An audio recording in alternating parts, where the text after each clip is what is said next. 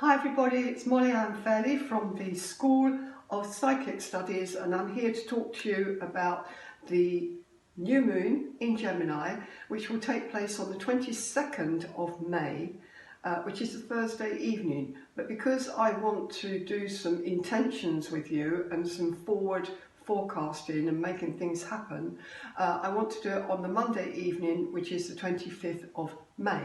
Okay? As I'm not sure that a lot of people will be out anyway, so let's just see how that pans out. It will be at 8 o'clock in the evening, and this new moon is a nice one, everyone. Yes, we do have nice new moons, don't we, sometimes? It's what they call in astrology trining Saturn, and that means it's making a nice aspect to Saturn, which is the planet of work, of investment, of money, of acquisitions, of achievement, of moving forward.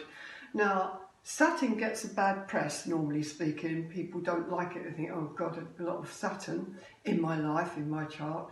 But it's really, really useful, because without it, you're not going to have a solid base for making the whole of your life work in the way of structure. It'd be too much up with the fairies, not getting anything done, not getting anything finished, which is a trait of Gemini. Yeah. So this new moon is in Gemini, but that Saturn is really nicely going to level it and make it possible for you to really start restructuring your life after this pandemic. And we are definitely coming out of the pandemic. You will see the differences on that 22nd of May.